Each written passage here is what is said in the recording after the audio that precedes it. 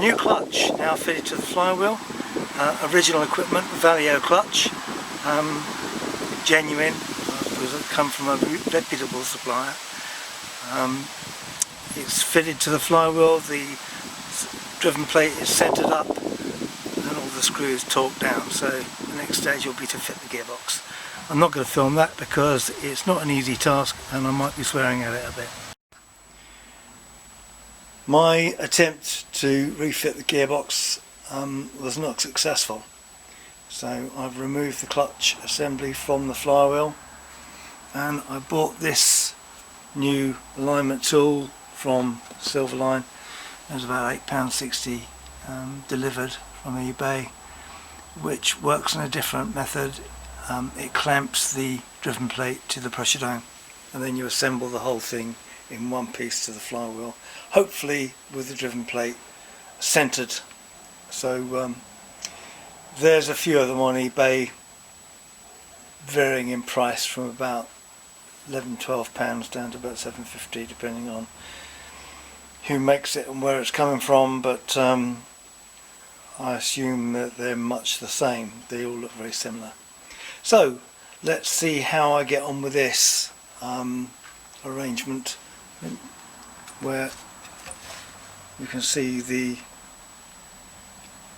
clutch driven plate is pretty much centered.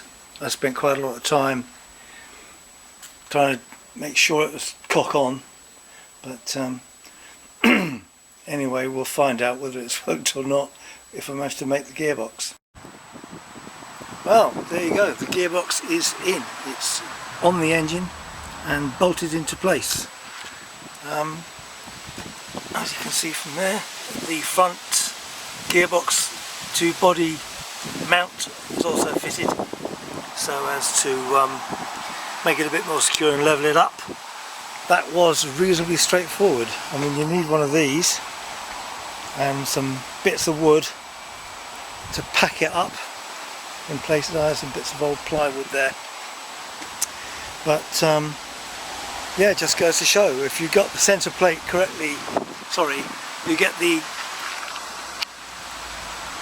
clutch plate centered correctly, the gearbox will pretty much go straight on, so long as the splines line up. There's a little bit of jiggling involved, but maybe I was a bit lucky this time, but that's the quickest I've done it. So what to say, if you trying to do this job on one of these or any car that has no pilot bearing and it's difficult to line up, that I have to say is a pretty good tool.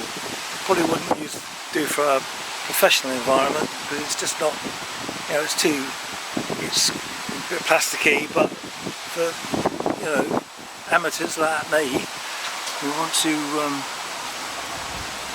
get their car back together while laying on the floor on their driveway, as opposed to having all the kit in a garage, ramps and so forth, and proper expensive tools, that's I would have to say that's worth the money, easily. So I would imagine that would work quite well in any car that has this kind of transverse gearbox that has no pilot bearing on the end of the crank. It's very difficult to get a